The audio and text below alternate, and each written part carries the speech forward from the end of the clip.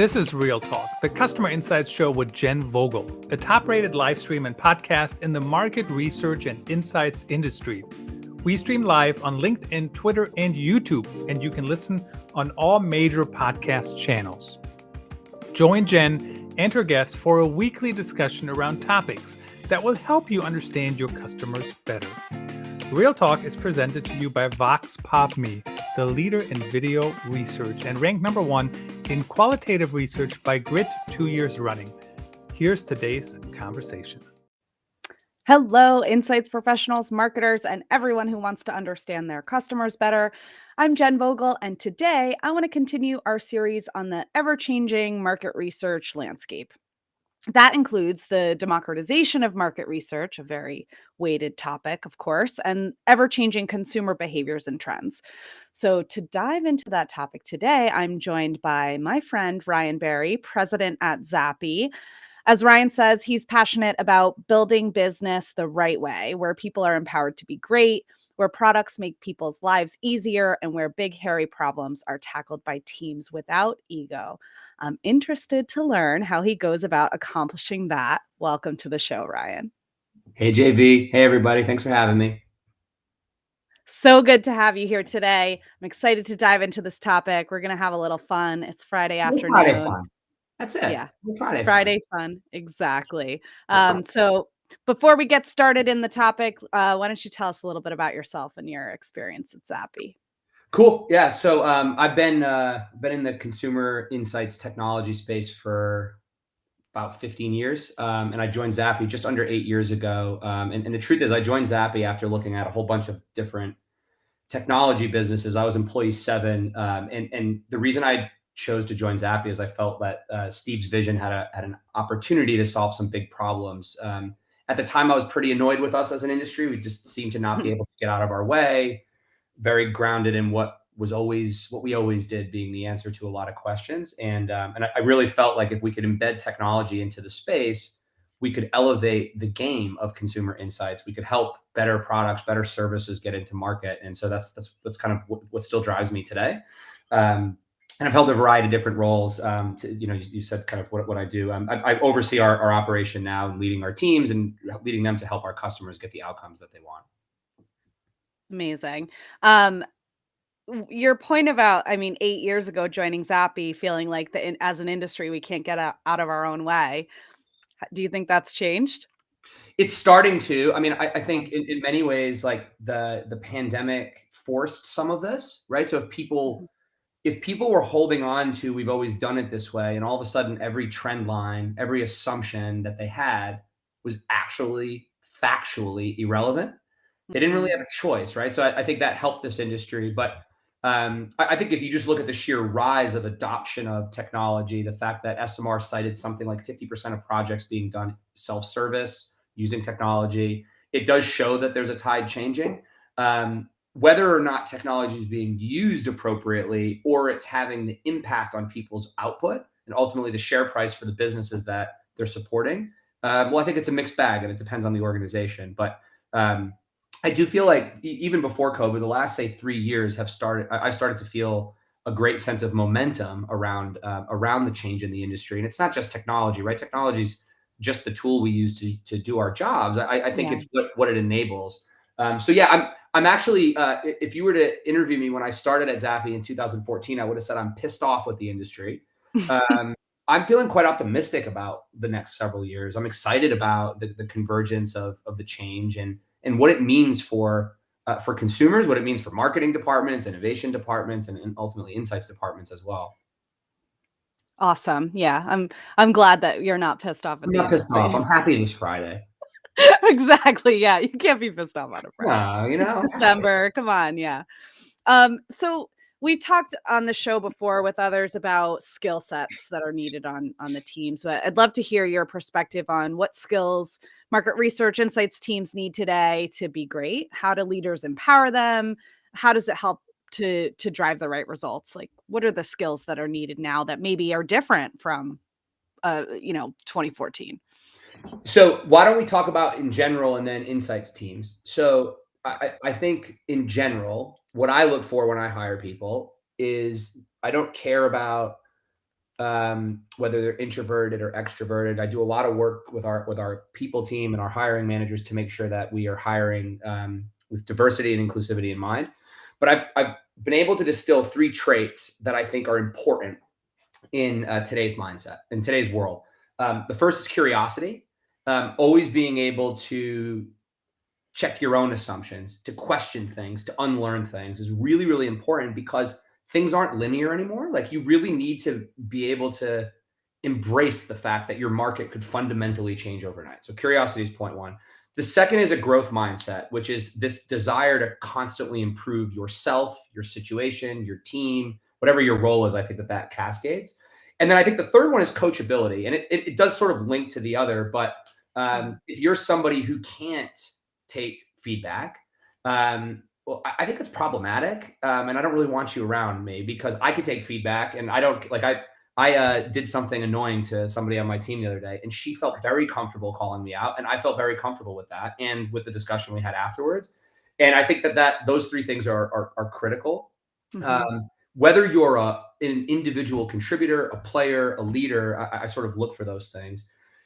I think the job of leadership, JV, is to create an environment where diverse groups of people can come together and do their best. Everybody's best is different. And so I think a lot of that is finding the balance of tension between painting an ambitious vision for what the team needs to do, what we need to accomplish, but also fostering a psychologically safe environment so that people feel comfortable, regardless of level, title, seniority, whatever, calling bullshit on something and challenging an assumption. And I think that a lot of modern day business from where I sit is about balancing paradox. And I recognize the tension that is psychological safety and ambitious vision. But it's something that we at Zappi actually hold our leaders accountable for. And I think the other part for leaders is to hold the space for teams to experiment, to test things, to fail, to try stuff, and then ultimately to make moves. And so those things are broad. And I think they need to happen more in big business. Both of our businesses, we help the Fortune 100 a lot. And I think they're trying to change, but there's still a lot of legacy ways of working where the most senior person in the rooms, who everybody listens to, even if they're wrong. And I think that's going to change over time. But some of that cripples insights people from being successful because they naturally came up to be skeptic, to be introverted, to be in the data, to be understanding of marketing science. And now they're being asked overnight to become business people, storytellers, creators. And are they being enabled to develop those skills? And are there leaders in matrix organizations actually giving them the space to get there? And that's one of, I think, the problems. And I said to you in your first question, that we have a lot of great adoption of technology, but are we always getting the most out of it? And I think some of that is cultural. My company will still get somebody this afternoon who says, we're launching an ad on Monday. There's nothing we can do to change it, but we just need a rubber stamp. And we heard you guys can test ads overnight.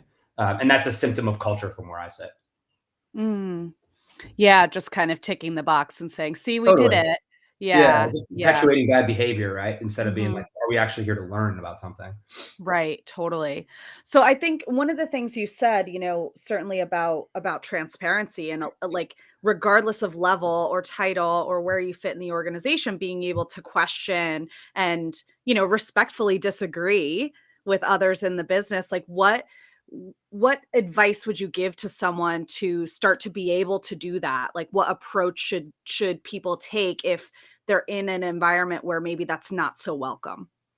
Yeah, it's a good question. I mean, because even you could be an incredible leader on an incredible team in a really messed up company, and that exists, right? A company where maybe the CEO changes their mind every day or whatever that is.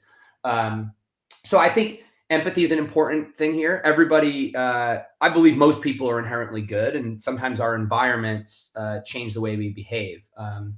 I'm a super emotional person, and it took a long time for me not to take things personally that would happen in, say, a customer's organization or what have you.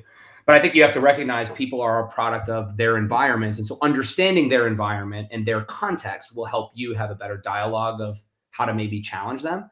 I think one of the things that I coach people on, particularly people that, maybe are younger in their career, is it's absolutely essential that you challenge things, but make sure you ask enough questions to know the context before you make an assertion. So I think it's really easy for somebody to sit back and say, the way we're doing it's wrong, or that doesn't make any sense. But asking, hey, why did we do it this way? What are we trying to achieve? What are the assumptions that we're baking? And then having that opinion is grounded in a place of, okay, now we share context and I can actually make an assertion. And so I say this a lot to people: assert, but make sure you understand first, understand the current state, understand the context. So I think empathy and asking questions before you assert would be the two pieces of advice I would give. Amazing. Empathy is always a good theme that comes out of these conversations, no matter where we're at. Before we move on, I have another follow up, because you mentioned those kind of 3 skill sets that you're looking for, those more soft skills or personality traits that you're looking for when you're hiring. What are some of the ways that you identify those in a person when you only have 30 minutes to get to know them and through a hiring cycle? We could have a whole interview tangent about Yep. how messed up interviews are. Uh-huh. I actually think we did have this tangent together the other day on the phone, because we're buds, so we talk sometimes. It's really difficult for candidates and employers to actually get to know each other in an interview. I have a really unorthodox interview style, which is I tend to ask questions that get somebody talking about something that they know, that they're passionate about, and see how they engage. Because, let's just say somebody applies for a job at Zappi. If they're good, they've spent some time on our website, perhaps they've listened to our podcast, maybe they've tried our software, they've done a few things like this. Great. But I can't expect them to have the full context of, how we create demand, how we do customer success, how we write software code, what have you. So I find getting people to talk about things in detail really helps you see how they think, how they understand topics. So that's one tactic I have. And then I always ask people to reflect on situations where they're not at their best and why. And I think that gets you, that gets them to really reflect vulnerably about, okay, what are the types of situations that I'm dreadful in? The first one's pretty easy, right? So curiosity. So I just interviewed somebody before this call, and I specifically left 30% of the interview open for them. If they go, I don't have a lot of questions, well, they're not curious, right? So, I mean, this I just interviewed was curious as hell. They asked me a bunch of questions. So I think that's one. Also, if you're doing an interview process with somebody, seeing how they respond to feedback that you've gotten from an interview panel is also a good way to see how they take feedback, right? So we are interviewing for a position at the moment. One of the things is, are they going to dig their heels in if blah, blah, blah happens? And so I just ran that scenario with them and played it through and saw how they behave. Growth mindset's difficult because you can sort of listen for it, but there's some proxies like, are they responsive through the process? Are they engaged? And I have mixed feelings about thank you letters because I think it's very American of me to say I only hire people with thank you letters. As I've learned in other cultures, that's just not as pervasive. So I've sort of changed my tune on that. If you would have interviewed me 3 years ago, I would have said, I'd never hire somebody who's not sent a thank you note. But different cultures just are sort of different, right? So you just, you have to change your course on some of these things. Yeah. And I agree that a lot of times you kind of you can get to know the history and from somebody's resume, right? And you know what they've done, their experience, and this other stuff, it like doesn't come from the interview questions. It's like, how they behave in the process, as you mentioned, or like, I love to interview somebody for like 5 minutes and give them the rest of the time to ask questions. Yeah. I learned so much more about, job candidates based on the questions they ask me, just in terms of their approach and how they think and, what's important to them, what they focus on versus the things I want to ask them. Yeah, you're smart. I'm similar to you, right? Like if you get somebody's guard down and let them drive, you can see how their brain works. Right. I think one of the challenges that you still see in recruitment processes is if just because somebody's introverted and might not think quick on their feet, they might struggle in some environments. And so I'm constantly trying to experiment with ways to get more shy folks disarmed, but also engaged in a way that, like I have some people on my team who are curious, growth minded, and coachable, but need 3 days to think about something. How the hell do you get that out of a 30-minute interview process? Right? So I think there's just some well, I'm going to constantly experiment to try to make this better for people, because I recognize it's difficult. Yeah, it really is. It really is. But at least you're kind of making a start. Yeah. So I want to, those of you out there, you may or may not know that Ryan is a secret marketer. He ran the Zappi marketing team for about a year and did a fabulous job. So I want to talk a little bit about the relationship between marketing and market research. How is that evolving in our customers' companies right now? And where do we see that relationship going? Yeah. So I think it needs to evolve exponentially more than it is. Mm, It used to be marketing has an idea, a thing they want to create, an experience they want to bring into the world, what have you. And they go downstairs to the sixth floor and they do a market research survey and they wait for the results, and then they get the market research department to come and tell them, and then they decide if they move forward or not. I think that needs to change for a variety of reasons. If we continuously, as a market research industry, require the marketer to stop their stride, to come engage, to wait, they're going to find other ways of doing things, which might not be the best way to get consumer insight. And you see this, there's a lot of product managers, innovators, marketers that are just saying, I'm going to go around the insights department. And I think if that's happening in your organization, you need to ask yourself hard questions as to why. I've seen this happen in a few companies. And this is where I personally believe the world's going. I think there's strategic consumer insights, there's insights operations that are key jobs of the consumer insights department. How do you set up an ecosystem of insights tools that allows your business to understand your customer, regardless of what department they sit in? Because the customer success, this is not my quote, I don't know who I'm stealing this from. I think it's Nick Mehta from Gainsight. Customer success is everybody's job. So how do you set up an environment where the tools, the capabilities, the data sets that are required when you're creating experiences, when you're monitoring in market, when you're deciding on your strategy, are in the fingertips of the people making those decisions? That's part one of, I think, what the insights department's job needs to become, not holding the gate. The gatekeeping stuff, we got to stop people. We can't be doing this stuff because we're just going to become irrelevant, which then leads me to my second point. If we have a stack that works for the business, and we elevate ourselves to be strategic in the way we think, to curate multiple different vantage points across multiple different data sets, well, then we can be strategically relevant in the boardroom, and we could be a part of a conversation that says, hey, brand manager of brand A, did you know that the last 3 things you did didn't sell for these reasons, but if you did this, it would sell more? Well, that would be a super valuable conversation if I'm a marketer. I want to understand how to improve. But if I'm in flight on something, I don't really necessarily want to go no-go-y type thing, which happens a lot. And so I think if you have the ecosystem and insights elevates their game, what then ends up happening is a marketer who's developing an ad uses Zappi and Vox Pop Me to iterate as they develop it. The insights person's watching all that behind the scenes and then actually curating learnings to say, when we tried that in China, it didn't work. So let's test our assumption that it will work in the UK, because obviously they're different cultures. You know what I mean? Like I think that there's a real big opportunity to do that. And I am seeing some bold companies actually do this. I mean, I have a customer, and it's Pernod Ricard, because I just interviewed him on our podcast. They democratized our system to 850 global marketers, which is super cool. And the insights people have and the impact that I was just telling you about. And I think that's really important for us as an industry, not just for the preservation of market research, for the elevation of the consumer in the company. And I think that's what's most important. That's such an interesting distinction. It's not about, my role, my responsibility, my expertise, me versus you. It's about elevating the consumer in the business, and having that mindset first, just makes everybody do their job better. Right. And I think what you just described of all of the marketers in the business having access to these insights tools is very rare.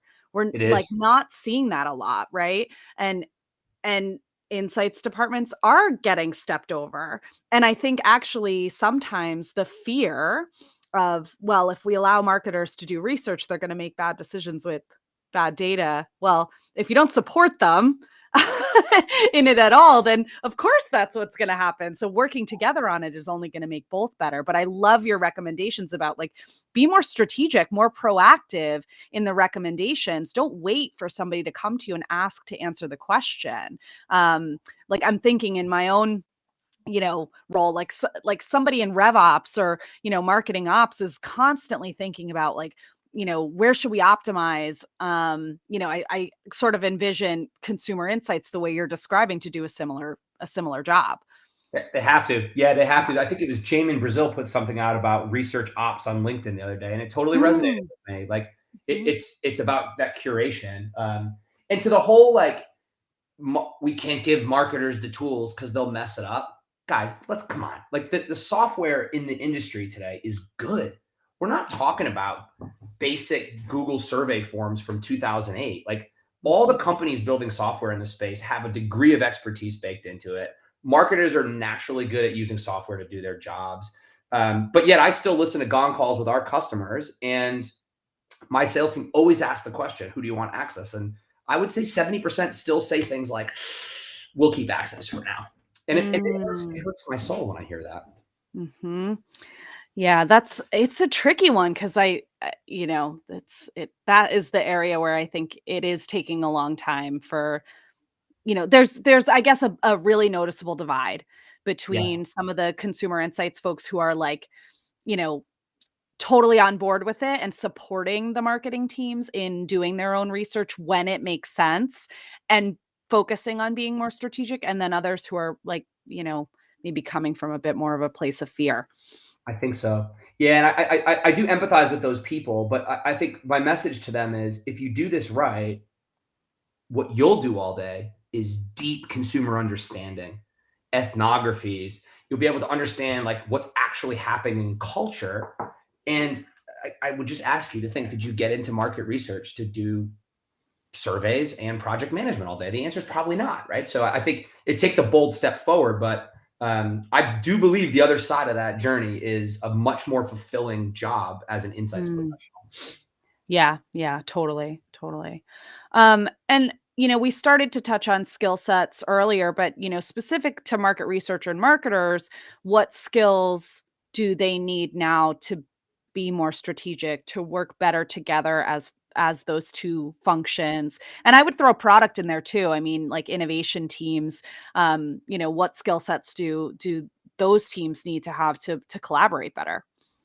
I think having a scientific or experimental mindset is important. That way you're never like, I'd be skeptical if somebody's always 1,000% sure of themselves in those roles. Like, let's test our assumptions. And that doesn't mean like, let's do big pilots and proof of concepts. Like, let's try stuff and see what happens, whether that be new tools, new approaches to the marketplace. So I just think constantly learning and unlearning is something. The ability to simplify the complex is something that I don't know that as a market research industry or consumer insights industry or whatever the vogue term is we're going to use this decade. I can't wait for next year's vogue term. But like I think really being able to take complexity and explain it in ways that are going to help a creator, a finance person, whomever you're engaging with, action becomes the job. I get a lot of data thrown at me in my job, and I get very few insights that are like, oh, you know what? We should go left. We should go right. This is why. And I think ultimately that's what people want. I'll tell you a funny story. So I won't name the company because it would embarrass somebody, but I was having a beer with somebody. They were a customer of mine. This is about 5 years ago. And they had a stack of papers of a printed PowerPoint deck that was this big. And the CEO walked by and the person goes, I got to go. I've been waiting for this all day. And that person runs over to the CEO, comes back 2 minutes later. And I was like, well, that was quick. And the person goes, yeah, they just want to know the answer to one question.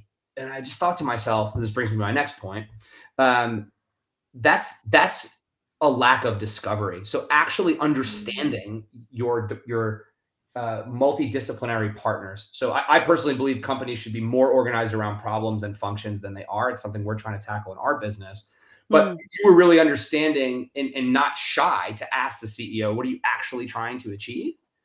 Well, you would have saved yourself about a week doing stupid smart art and PowerPoint that ended up in the trash. Like, come on, like we don't want to do that sort of stuff. So I think that also comes from, so I think being curious, I said it earlier, but being good at doing discovery and really understanding what the problem is. And I mean this both internally and externally.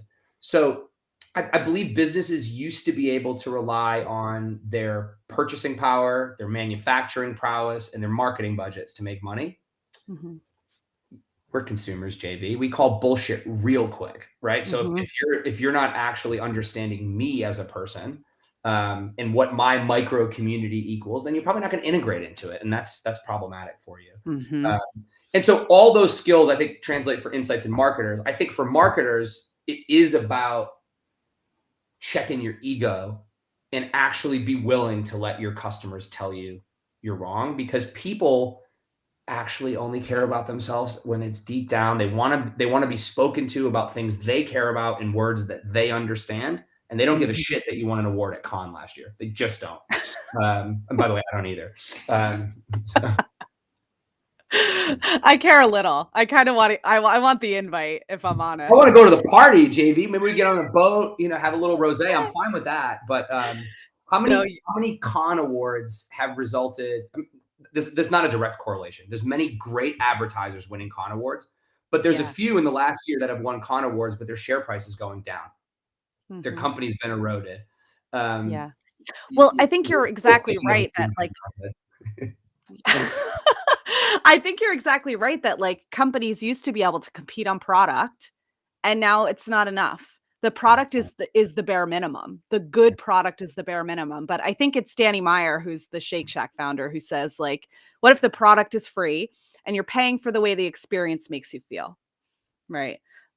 That's what companies need to be thinking about when they're thinking about what they're creating for consumers. And it's so important to understand what consumers need. I think what's really interesting about what you said too is understanding your internal audience. We basically need to do a better job of doing that consumer research on our peers, right? What language are you using that you care about that, I can speak to get the insights that you need. I love how you talked about simplifying the complex. I think it was New York Quirks, but maybe it was Chicago. I'm pretty sure it was New York. Danielle from Roku was presenting about how to turn a 100-slide deck into a 10-slide deck. And her whole approach was that each of the 10 slides could live on their own. It was here's the data to back it up and the next steps. Here's what you need to do with it. You can lift that slide and use it all by itself. Here's the 10 most important things we learned in the entire study. Oh, and by the way, if you need more data or you need more to back that up, we've got a 100-slide deck that we as the insights department care about.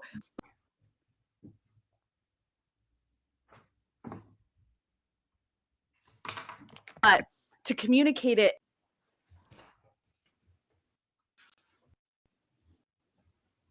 I think JV's internet went for a sec. Oh, am I back? You're did back, get a little. There's an epic. There could have been an epic screenshot moment. I just didn't do it to you because I love you too much. Oh, God. I did get a little bit of an error message that was your internet might not be happy right now. So anyways, we are back. We're live. This is Friday afternoon. We knew it was going to get weird. So, we kind of started this talking about, the industry and kind of the adoption of technology does seem to be a little bit more promising than maybe it's been in the past. So how important is the use of technology, and how should insights teams go about exploring and choosing the tech that's going to serve them the best, serve their needs the best?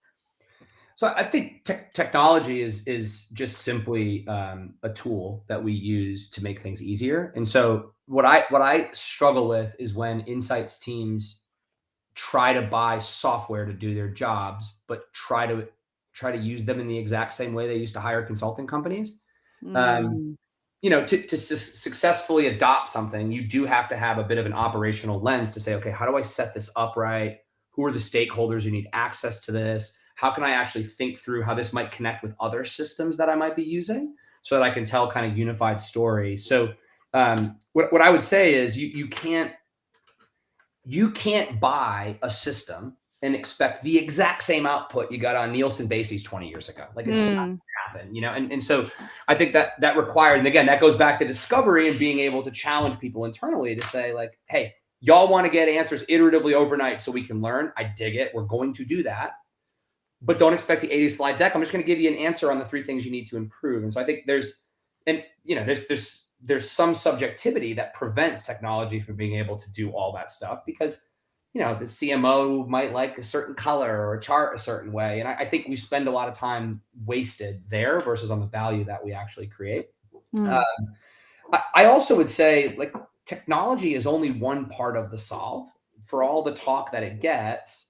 If you don't set up the people and the process dynamics around the technology and have the culture to allow teams to use it appropriately, it's just a shiny toy, right? And I think that's where a lot of businesses get wrong, where, the CMO gets a $10 million recommendation from Bain, who then says, you need to become agile. And then everybody frantically panics in the company and goes and buys agile tech and it actually changes. And so I oftentimes joke that like, I thought I was selling software, but you know what? I actually am a change management consultant for half the time.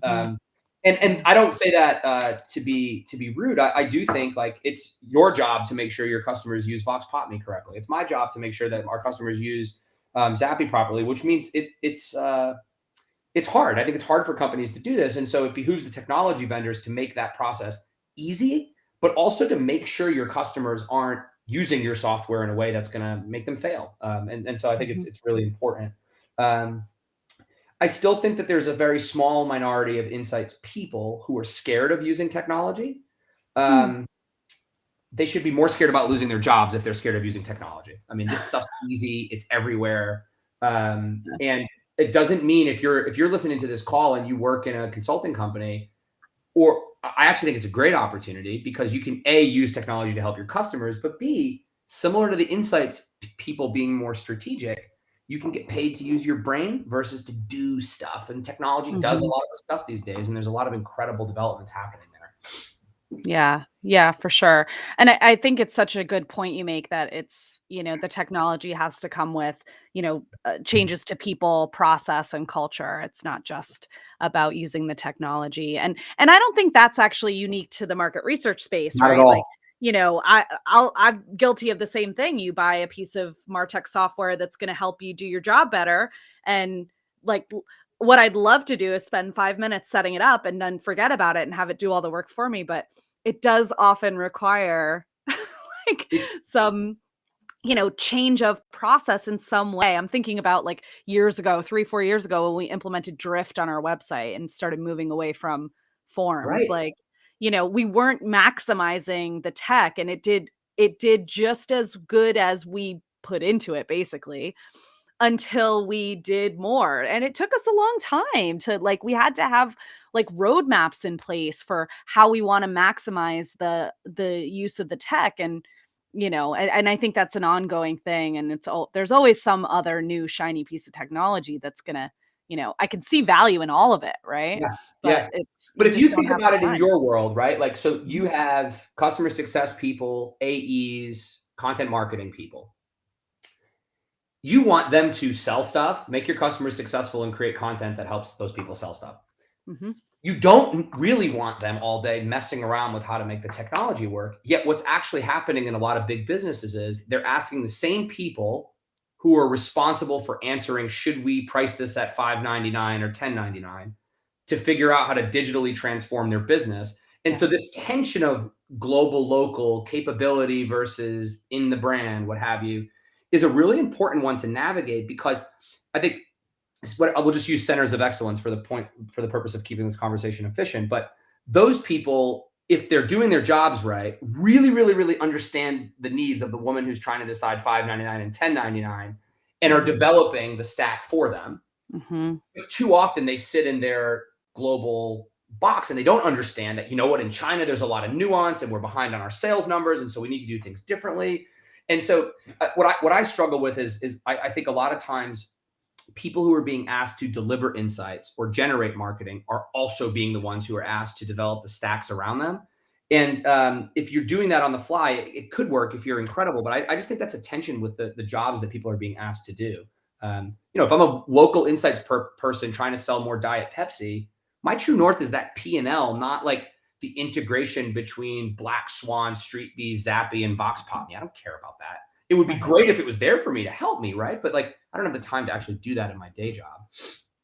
Yeah, it's such a good point, and I think that is a little bit of a push and pull that a lot of insights folks are faced with right now. Like, you need to be evolving the technology and doing your day job. And I had this exact conversation with Teray Schroeder on the show a few weeks back that, like, you can't be pulled in both those different directions, because inevitably the insights people are going to rely on the processes or the approaches or methodologies or technologies that they know are working for Yes. important decisions. So how do you spend the time? Like, that's why those center of excellence departments that I've seen emerge, like, not that recently, like, the last 5 years or so. It's not like they've been, I haven't seen them, I guess, in like forever. So it's kind of a newer approach that seems to be the way to go. And the companies that are really